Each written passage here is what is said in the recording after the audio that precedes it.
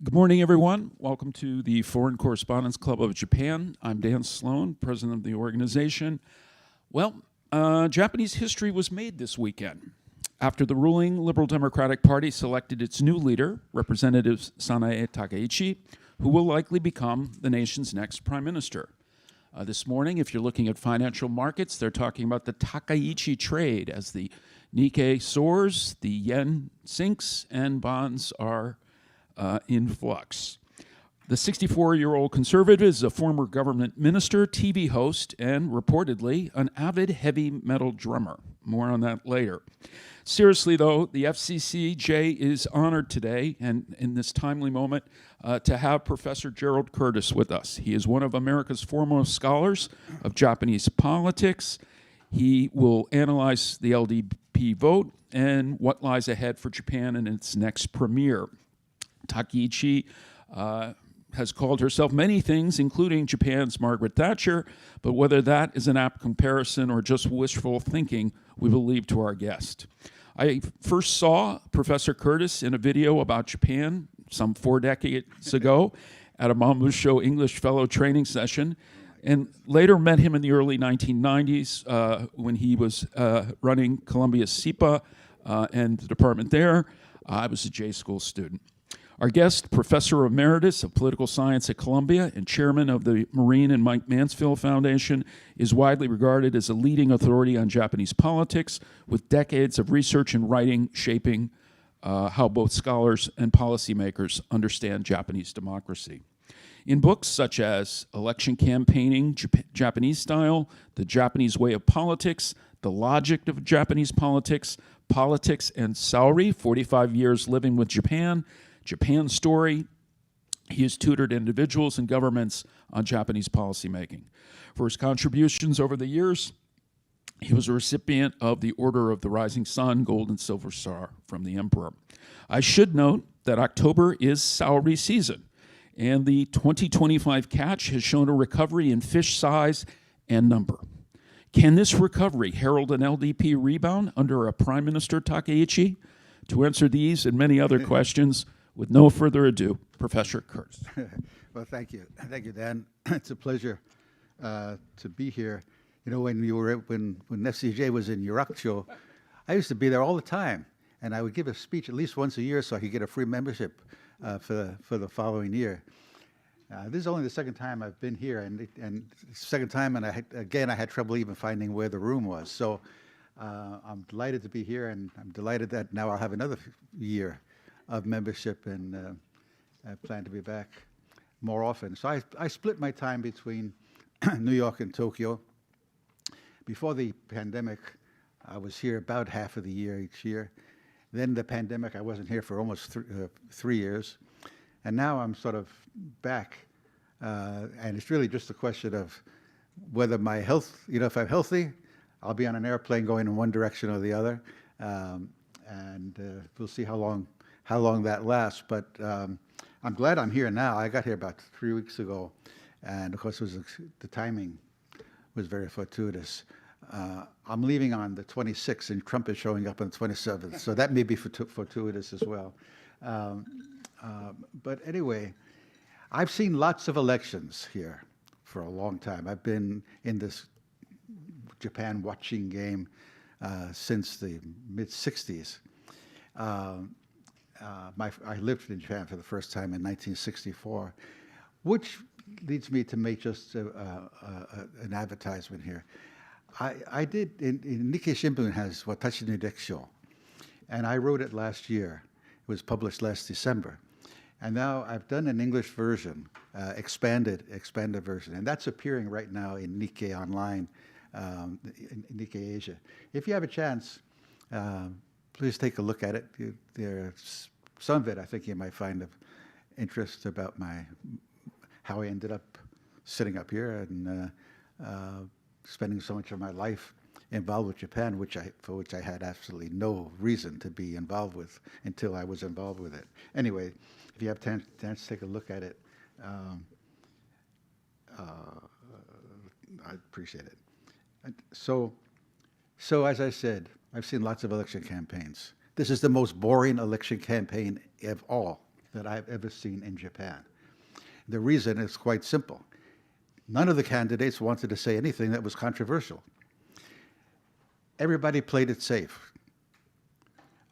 Everybody was on the defensive. All the candidates are at a loss as to what to say the LDP should do or Japan should do to deal with its problems. This is the main lesson to take away from this election. The LDP governance model has expired. Its shomikigen, its use-by date, is past. You listen not only to the candidates, but to any of the party leaders. They say this is a crisis for the LDP. Well, you would think in a crisis, you would have some ideas about how to overcome the crisis. What was the ideas of the 5 candidates? Hold each other's hands, say we're a team, we're going to work together. Why would anybody be inspired to vote for any of them? I think it's so as I said, this is a very meaningful election in the sense that it has there was no real substance to it, and it just shows, I think, some point I'm going to come back to again a little later, but it shows that something very basic is changing in Japan. And it's kind of the same thing that's happening in all our democracies. All our mainstream parties are losing support. Not only the ruling party, but mainstream opposition parties as well. So in the US, it's not only the Republican support has been going down, the Democratic Party support is going down faster and further. And all these countries, all our democracies, are growing extremist parties, whether it be the National Rally in France, Reform UK in Britain, AFD in Germany, MAGA in the US, or Sanseito here. And I think one reason why Takaichi got elected is that the LDP conservatives are really scared by Sanseito. Not only that they're going to do well in the next lower house election, they're going to do well in the next unified local elections, which is in 2 years. And so the party played defensive. They decided they wanted someone who would hold on to the LDP supporters, not someone who would reach out beyond the LDP supporters and get broader support among the public. In 1991, the LDP had 5.4 million members. Today it has 900,000. Where did they all go? And it was interesting. In 1991, Japan's population was the same as it is today, 124 million. But after 2013, after 2012, after the LDP came back, the most they had was they had 1.2 million 1.4 million in 2020. Then, as I said, it's down to 900,000. So you would think, or you might think, that it's kind of a losing game to say we're going to play defensive and get our voters to come out and vote and not pay much attention to the other voters because they're not members of the party, and expect that this is going to lead eventually to doing well in the next lower house election. There's no connection there. So this is just an indication that that something serious is going on here, and it's not what the LDP says it is. It's not that they can't hold themselves, they can't cooperate with each other. It's that they have no message to the Japanese people that anybody finds really very interesting or very important, or that responds to their concerns. So yes, everybody talked about high prices, and either you're going to lower the consumption tax or you're going to give some subsidies. It doesn't take a genius to figure out that you have to do something. So they're all promising to do that, one thing or another. But who's talking about long-term demographic change and what to do about it? Who's talking about growing inequality.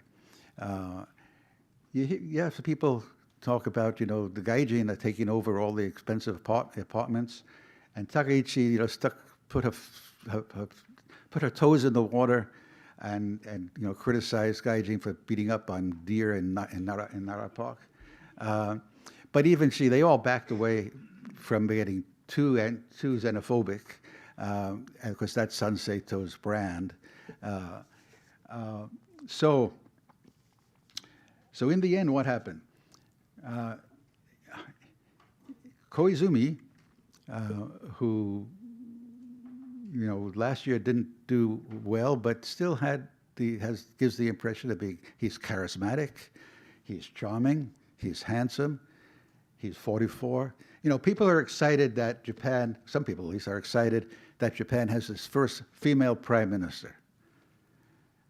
Yeah, female. She's female, that's for sure, as far as I know. She's female, but she's no equal rights, feminist of any kind whatsoever.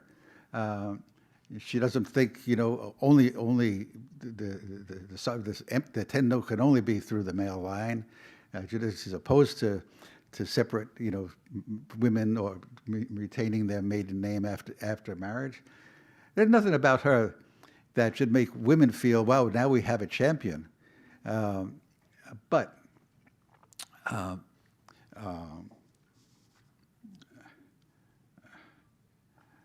she got 40% of the vote among the party members.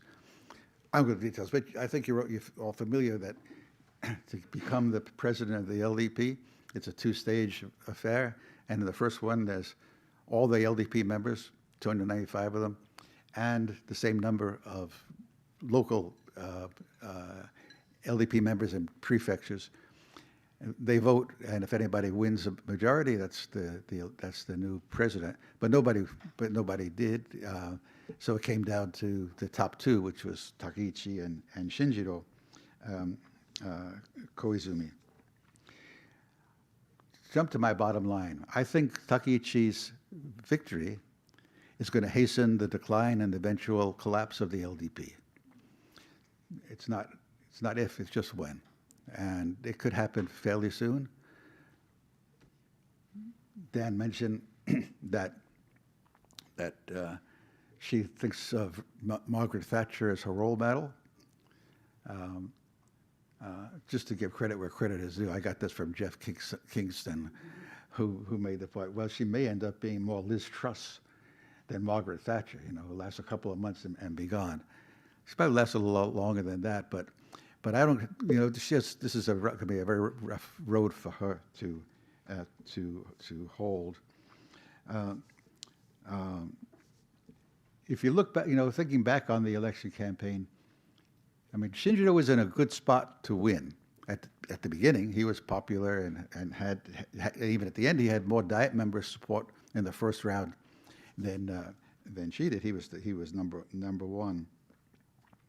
But in the old days, when you had good, real factions and smart faction bosses, they would have invariably have concluded, as the first round came to an end, the only way to defeat Takaichi is to have an alliance between Koizumi and Hayashi. And if that meant that maybe let Hayashi become prime minister first and have a deal where Koizumi would be next, that would have worked. Or if Hayashi could have been convinced to withdraw and turn and say he's supporting Koizumi, that could have worked. They didn't do anything like that. So it tells you about, I mean, I write in this Nikkei series about people like Takeshita and Nakasone and Koizumi and their raw political skill and how much they love the game of politics. That's not what you see today. You see a lot of salarymen types. You see a lot of people who are trying to sell their charisma, but don't have that what LDP leaders had in the past, which is an instinct for survival. Whatever happened, they're going to survive, and they'll do whatever it takes to survive. You need to have that. Koizumi's father had it. Takaichi, who was a good friend of mine, he had it. A lot of them had it. I don't see it today, so that's the situation. Now, what is Takaichi likely to do? Well, we know what she wants to do. She wants a big fiscal expansion. I think she's in real danger of quickly making enemies both of MOF and of the BOJ. If you listen to her press conference after winning the election, she said, don't forget, it's the government that is responsible not only for fiscal policy, but for monetary policy as well. And basically, in effect, almost declaring war on Ueda and the BOJ.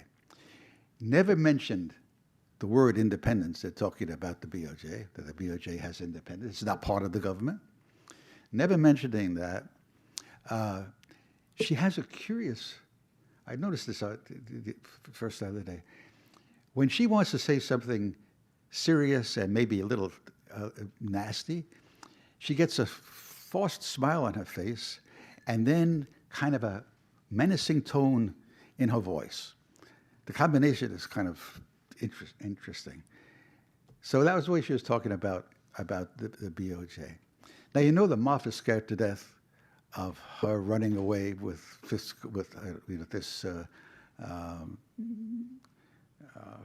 fiscal spending, and they will resist it. We'll see who becomes the finance minister, and I'm sure she'll try to have somebody in there that'll be on her side on pushing for more fiscal spending. But I don't think she's going to get away with it. So I don't think that all that much is going to happen. It's hard to see what policy she can push, which would probably lead her to want to emphasize so-called cultural issues, constitutional revision, putting that as a priority. If she does, that sucks so much of the energy, so much of the oxygen out of the room, and nothing else will get done. So I don't think it's going anywhere. She's not going to go to Yasukuni unless she's really looking for trouble with China and with Korea. So what is she going to do? Just try to hold things together. And if it looks as though she's getting some popularity because of she's the first female, maybe dissolve the House. But before that, she has a big problem, right? Which is nothing can pass without the support of one or more opposition parties, because the LDP has only minority status in both the House, in both the lower house and the upper house. Can she reach out to the Constitutional Democrats or to Ishin no Kai? Maybe easier with Ishin, but they're going to demand a lot. First, I don't think they're going to enter a coalition. Much better, if I were in the opposition, much better to stay out of the government and just use your bargaining chips, use your power to force the LDP to do what you want on raising the minimal level of income to be subject to income tax, eliminating the so-called temporary gasoline tax, which I think was instituted in 1974. So my guess is that you're going to have these extended negotiations over specific issues without a coalition government, at least for a while. It makes it very difficult to get very much done. Let me, I've already got it. Am I okay? We'll take 30 minutes of questions, so please continue. Okay. So I want to switch the subject a little bit away from the election in particular to what is this moment in Japanese history politically? It's kind of the same moment it is in the US and all our democracies. It's a moment when the post-war system has completely ended.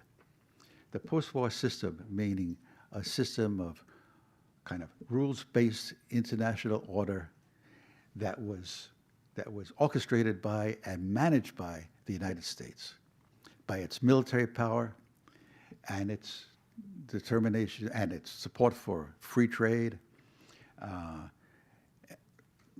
effort to try to keep conflict, or at least not involving the major nuclear powers, and so forth and so on. For a long time in Japan, some of you will recall, there was a debate that went on in the Japanese press about Sengo wa itsu owatta ka? When did the post-war end? We know now. So the post-war didn't end overnight. The post-war system ending was gradual. But we can now put a definitive date on when it ended. That was January 20th, 2025, the day that Donald Trump was reelected as president, because he rejects all the assumptions and all the content of the so-called post-war liberal international order. Doesn't believe in free trade.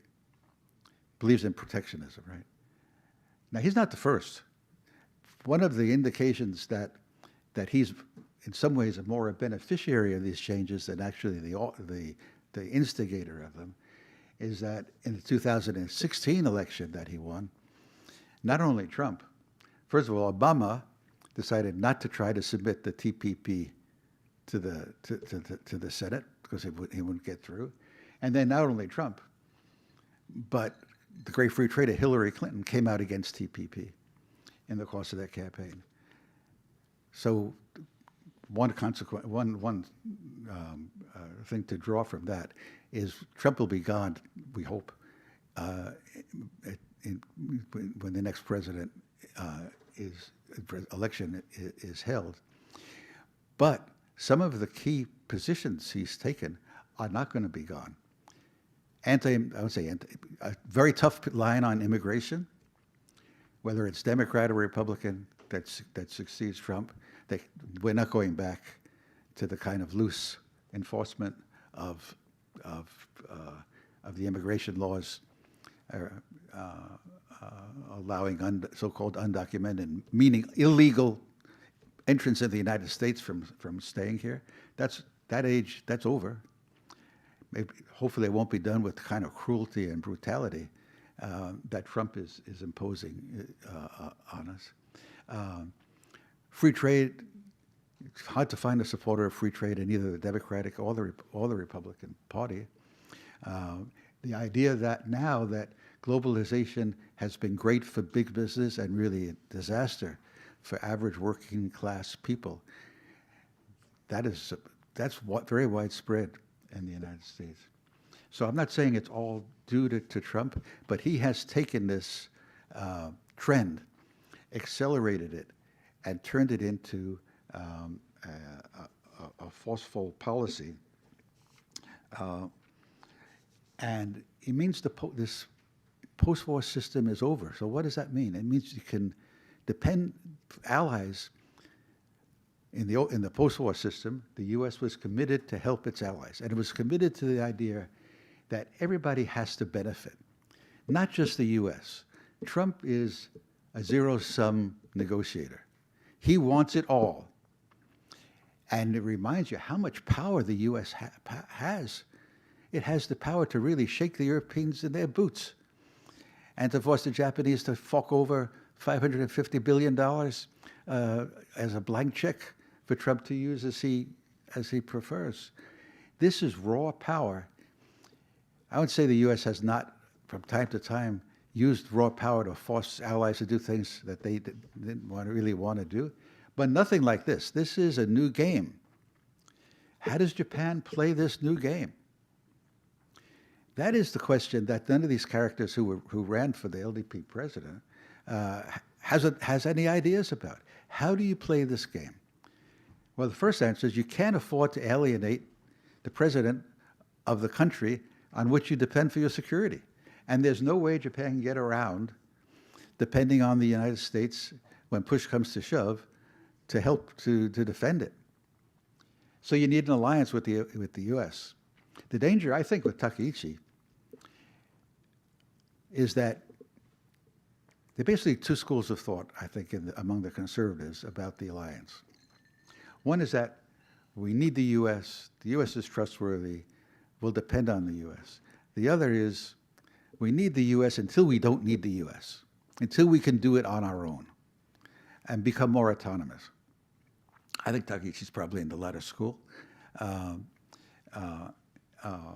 in any case, Japan needs the alliance with the U.S. But is that enough?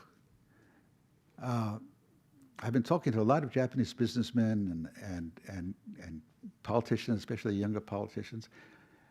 Occasionally, but only very occasionally, do I get an intelligent answer. Usually it's, well, what are we going to do kind of attitude. But the answer is that there's a big, Trump's policies provide not only a problem, but a real opportunity for Japan. An opportunity for Japan to play as a kind of a leading middle power, to play a key role in dealing with helping with the global South deal with its problems, increasing trade and investment with the global South, and providing humanitarian aid and so on. I mean, after all, the U.S. has eliminated USAID. You would think that this is an area where Japan, which stresses its values of democracy and sovereignty and the rest, where they might see an opportunity to do more in the area of humanitarian aid. You don't hear much about it. Free trade. Here I give Prime Minister Abe a lot of credit. He pushed for he saved TPP with this, rewriting it as CPTPP, and RCEP and all these other international organizations, international agreements. He pushed for the Quad, and in other ways trying to maintain, build kind of a community, especially with Southeast Asia. That's where we need to hear what Japanese politicians think the country could do in a positive, constructive manner to make the world a safer place, especially to make this region a safer place. But unless I'm going deaf, at my age, anything is possible, including that. I don't hear anybody saying things like that. And so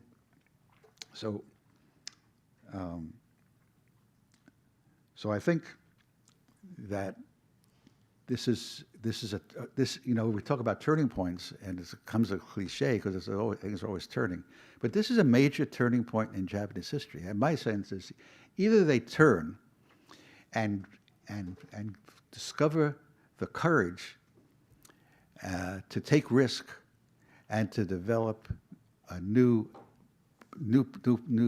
strategies, or this country will slowly, rather gently, but assuredly sink, become weaker. Living standards, those of you who've been living here a long time, no doubt know. Living standards are going down. The evidence of inequality and all the Ferraris running around Minato-ku show that these income disparities are growing very big. Japan, unfortunately, is becoming more like us. And one consequence is the rise of a party like Sanseito. Now, we don't know how they're going to do in the next election, but the support for them is pretty impressive, and they're spending so much time recruiting candidates for local elections, and then build up from there. So there's a lot going on, a lot to talk about. Maybe I better stop and open it up for questions. All right, thank you very much, Professor Curtis. We are live streaming today's press conference on YouTube. We will be likely getting questions from our viewers online, but I'd like to open the floor for our working press here. Please identify yourself, your organization, and because we have so many folks, please try to limit yourself to one question and no speeches. And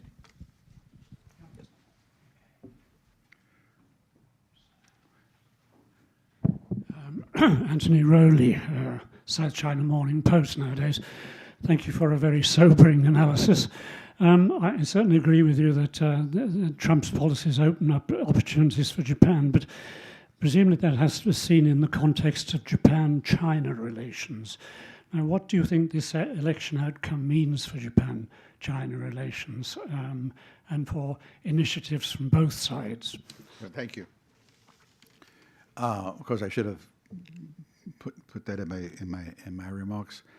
It's hard to know at Takaichi what it means. And if it had been Hayashi or Koizumi, they would have looked for ways to develop. It would have been easy to answer the question. Dealing with China is very tough. We have to be strong, keep the alliance strong to keep them from being so aggressive, expansionist, and so on. But we have to look for ways to cooperate. And you can't just turn your head away from the largest economy in the world, which is right next door. You have to find a way to get along with them. That's common sense. Does she have common sense or not? I'm not sure. I think the danger with her is that she'll focus so hard on the security issues and sort of further poison the environment in relations between Japan and China. But it's hard to know. In the end, of course, she's the prime minister. She's not a president like Donald Trump is a president. And nobody has been a president like Donald Trump has been president, who has gone out to find every possible way to expand the powers of the presidency. This is not Sanae Takaichi. She wants to hang around for a while. And so my guess is that she won't do very much about much. And on China, you just have to hope that, or I hope, that she takes a more balanced position. Japan, we all need Japan to have a good relationship with China, in my view. We need Japan also to reduce its dependence on China, on the supply chains going through China and so on, as we do too. But you have to at least make the effort to normalize relations and avoid war, and whether it be say whether it be Taiwan or somewhere else. So Taiwan is a big issue. She's very pro-Taiwanese. I can't imagine that she would actually go forward and sort of recognize Taiwan as an independent country unless Trump goes first. And that's a danger.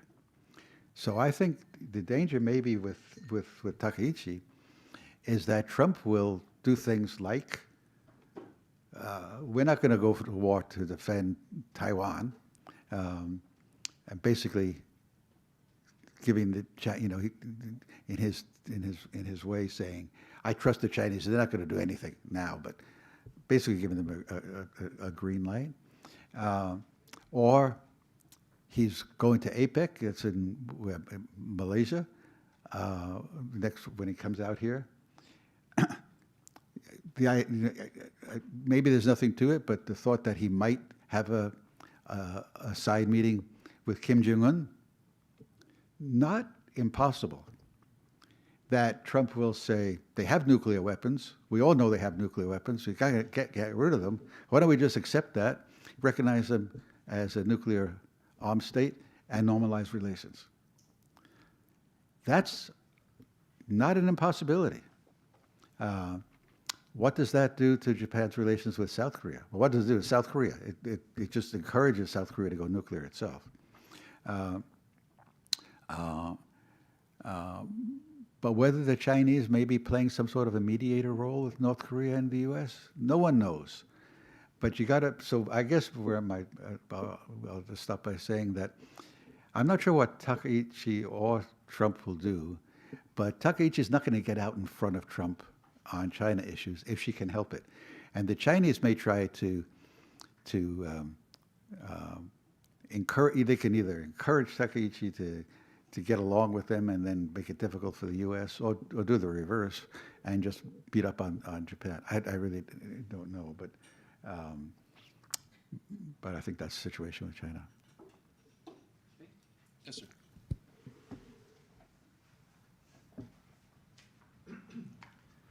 Takuya Nishimura, freelance writer. As you have seen some moves inside LDP after the presidential election, do you think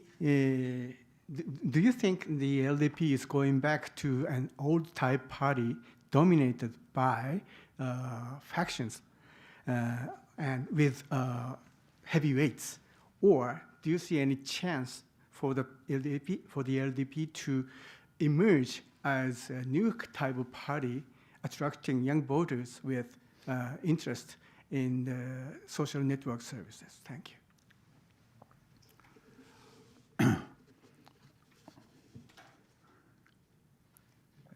In a way, I see it going. In a way, factions never really disappeared, and the key former faction leaders who are still powerful include Aso, of course, and Kishida, and Motegi. Probably those three more than others. But factions are not what they were. So the idea that factions operate as a unified group, that the faction leader provides the funds and the faction members provide the loyalty to the faction leader, that's all in the past. So they're weaker. The faction system, it exists, but it's much weaker. Except you got to give 85-year-old Aso Taro credit for having pulled off this Takaichi victory in the end by saying that he asked his faction members to vote for the candidate who got the most votes among the Toin, among the party members in the first round, knowing that that was Takaichi, was his way to get her in. So, it's worth remembering in that first round, among the Diet men, Koizumi got 80 votes. Takaichi, Hayashi came in second with 72, and Takaichi placed third with only 64 votes. That's why I said before, if Koizumi and Hayashi had formed an alliance, one of the two would become party president. But in the second round, Takaichi got more. Remember, the first round, Koizumi got the most, 80. In the second round, Takaichi got the most. She was third in the second round.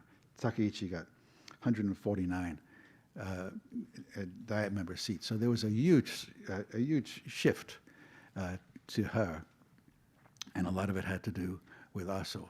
So I don't underestimate Aso's importance, but I don't, and I hope he lives long, because he's 2 days younger than I am, and I'm not planning to disappear yet. So I expect he'll want to hang around for a while. But his days as a major kingmaker, he is the last real kingmaker, and I think they're just about coming to an end.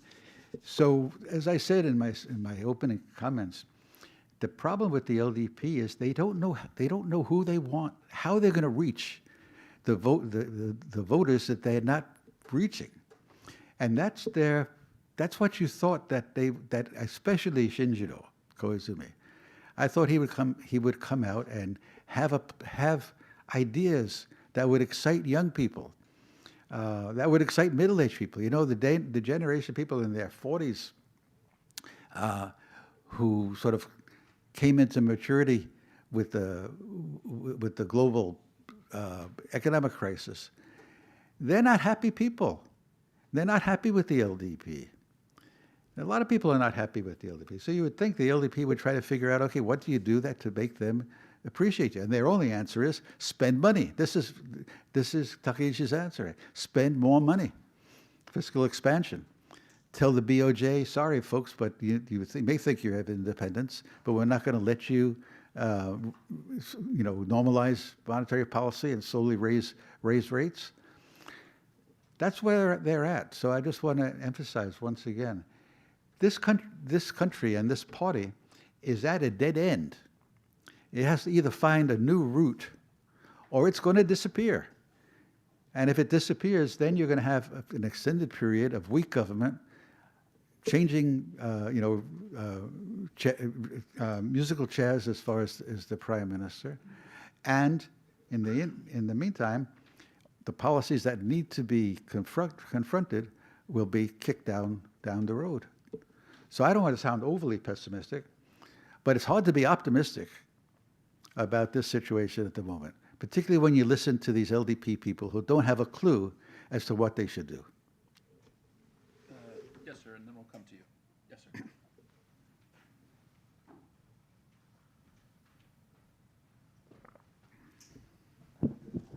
Thank you, Professor Gerald Curtis.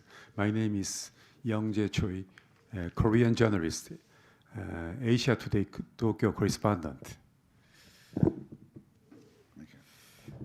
The U.S.-Japan alliance restaurant close coordination between Tokyo and Seoul. But the new LDP leader, Ms. Takaichi, has made hardline remarks on territorial and historical issues with South Korea and the Korean Peninsula issue. How do you think Washington will view or respond to this stance? I'm cautiously optimistic about Japan-Korea relations. I think even the right-wing people like Takaichi understand that for Japanese security, having a strong trilateral relationship with Korea and the U.S. is critical. So I think whatever she thinks about the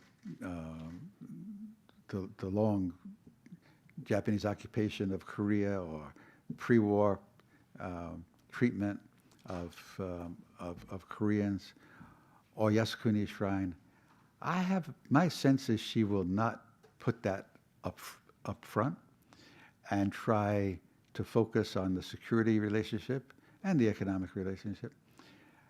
There's no benefit for anybody from a return to bad Japan-Korea relations. I think that is better understood in Japan now than it was even a year ago. So that's my sense. I think, and my sense is that the Korean government has been dealing with Japan very effectively, the new government, and talking about the importance of a positive relationship and not making a big deal of the difficulties in that relationship. So I think if both countries' leaders act are mature and sober, they will recognize the national interest is in getting along. I think the chances of that happening are much better than the reverse, which is kind of return to hijoni hostile actions. All right. Yes, sir. Over here. And then I'll be taking a question from our online viewer. Please go ahead. Good to see you. Thank you for your speech. I'm Fujita, a senior staff writer of the Asahi Shimbun. My question is, how do you predict Trump's reaction if Takaichi visits Yasukuni Shrine? I'm asking this because, as you know, Takaichi is a pro-Yasukuni Shrine politician. And as you know, U.S. government basically dislikes Japanese Prime Minister's Yasukuni Shrine visit in terms of Tokyo trial or A-class war criminal. But I guess Trump may be somewhat different about this kind of history problem, because when recently new South Korean president visited White House in August, Trump persuaded him to have good relationship with Japan in terms of comfort woman program. So I'm glad to have your In view. terms of what? Comfort woman program. Yeah. Okay. I'm glad to have your comment. Thank you.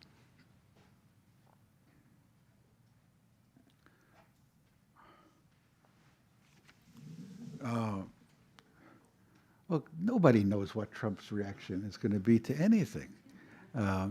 He couldn't care less about the history issue.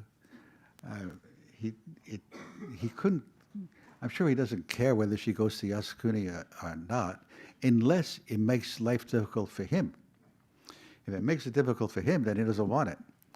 And so, if she goes to Yasukuni, the Chinese reaction will be extreme. The Korean reaction will not be happy. It will be very, very negative. That makes life really difficult for Donald Trump. Why is she doing this to me over some goddamn visit to a place where there are no graves anyway? It's just their souls supposedly are there. You can just hear him telling his buddies in the White House, doesn't make any sense. What's the matter with her? That would be my guess. So, and for other reasons as well. I can't, it would be so foolish of her, especially in her first year, to create a major diplomatic incident because she wants to go to Yasukuni Shrine. Yeah, I get it. She doesn't need it for domestic political purposes. She's popular with the right enough. She has to go to Yasukuni to prove to the right-wingers that she's on their team. They know she's on their team. They're very happy with her. So for all those reasons, I suspect that Trump would not be happy, and he would make his unhappiness known if she did things to screw up his relationships with Korea and with China. And once she got the message, she'd back off. Okay, our next question comes from online. There are two that are very similar, one from Rocky Swift of Reuters and another from Keldon Nazari of Pan Orient News. Essentially, in the past, sometimes heads of state here have at least taken notice of financial market reaction.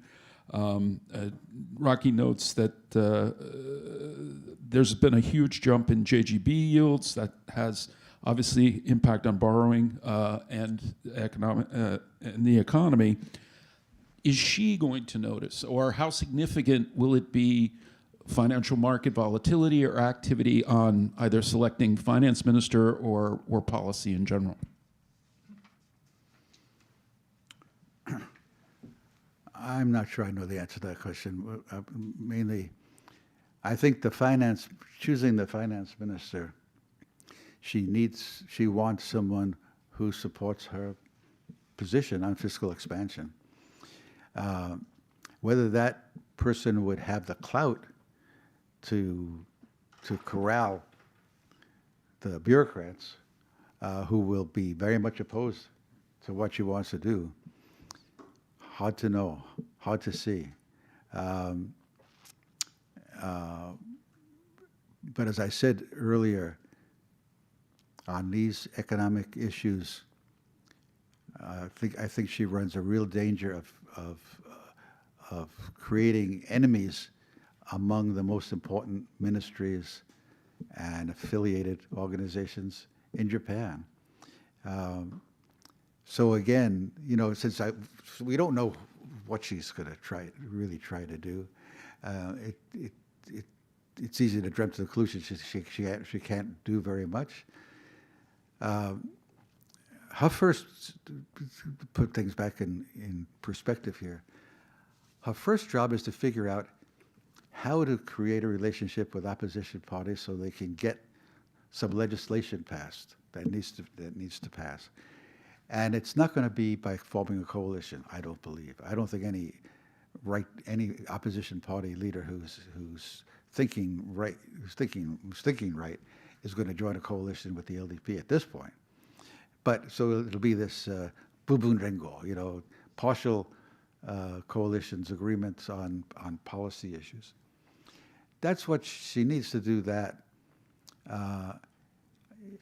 you assume that she wants to stay in office for a while. That invariably will pull her more towards the center and away from some of the right-wing positions she's had. The difference between her and Abe Shinzo, though, is really important. She is a, kind of almost talks of herself as a clone of Abe. She wants to go back to his Abenomics and security policy and so on. So you know what she wants to do, because she wants to do what Abe left undone. But there's a big difference. Abe was a strategist. He had a strategy. And looking back on it, you have to give the man a lot of credit, especially on defense issues. He did it in a very orderly, thought-out manner, from limited collective defense to increased defense spending and so on. She doesn't have any strategy. She has emotions. She's a right-winger in kind of cultural terms. She thinks only men should be emperor of Japan. You can't have an empress. She doesn't, even though she uses her maiden name, it's so weird.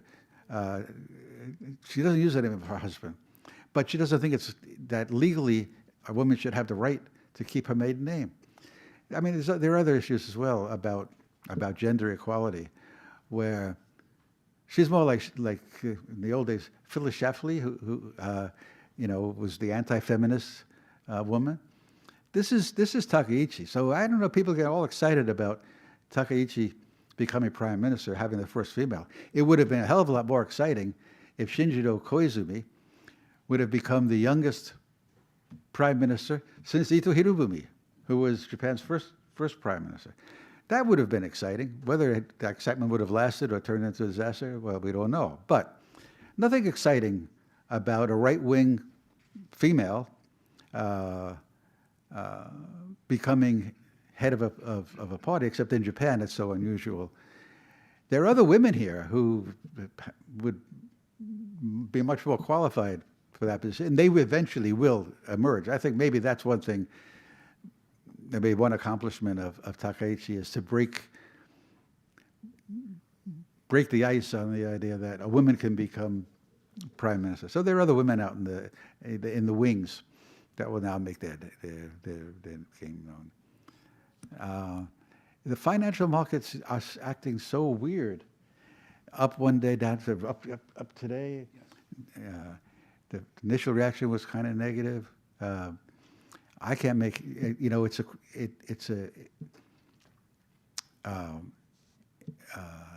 it's a casino, I think, and in a casino sometimes people place a bet, they win and they lose.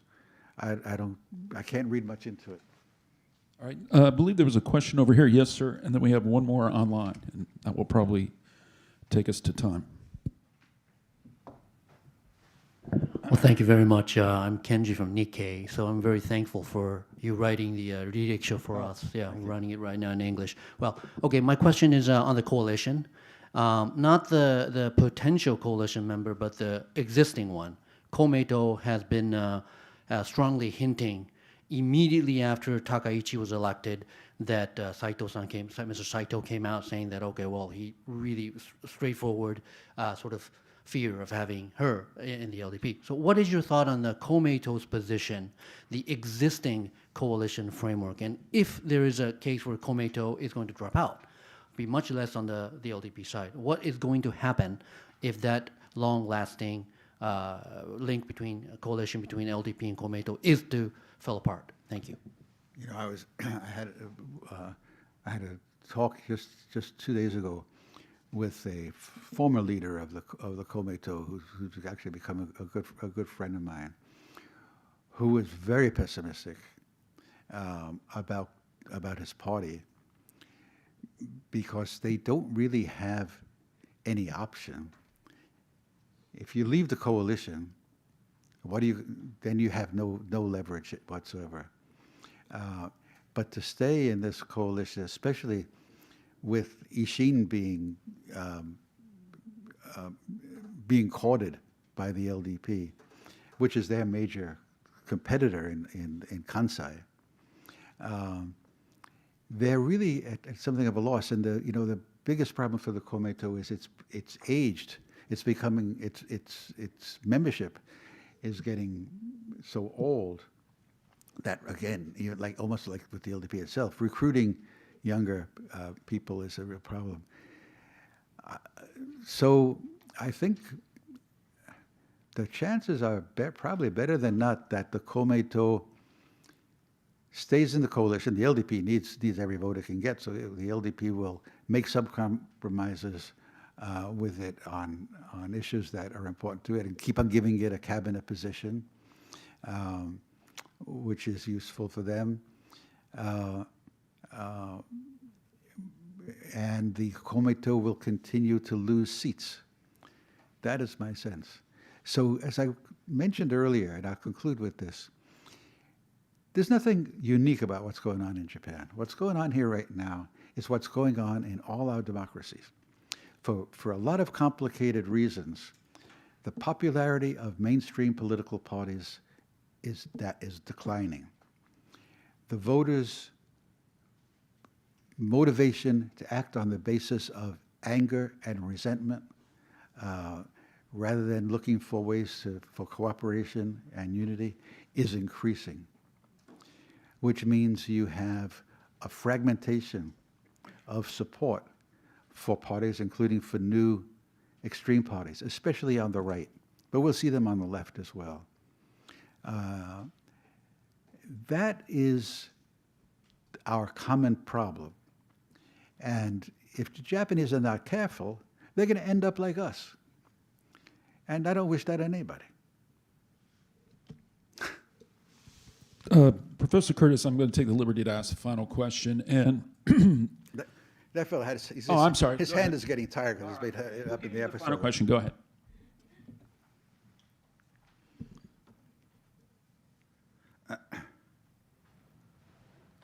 Thanks for asking the last question. My name is Diederik Basile from writing for a Dutch newspaper.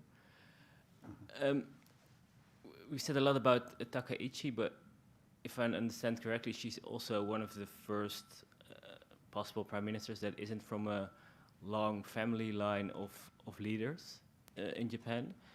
Can you say something about how special that is, and if that's something that voters in Japan would like or help get votes?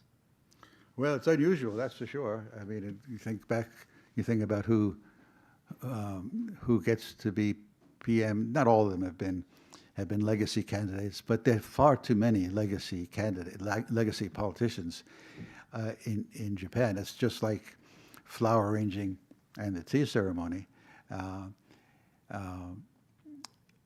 And I don't see that situation getting better initially, but it's different from the old days in that the people who get elected now, so many of them, not all of them, but many of them weren't particularly intent on becoming politicians, but daddy dies and mama says you have to carry on the family tradition. They don't make very good politicians. There are others, for example, Shinjiro, who was my student at Columbia. I remember when we were chatting, and he said, my father said to me, there's no reason for you to become a politician. You need to become what you want to be, what you want to do. You make up your own mind. I don't want you to become a politician because I'm a politician. And he told me this. And then he actually came back to Japan on a visit, and he came back to New York. He said, I want to talk to you. I have something to tell you. And so when we met, and he said, I was thinking about what I want to do, and what I really want to do is I want to be in politics. I want to run for the Diet. It had nothing to do with my father. I just, this is where my passion is.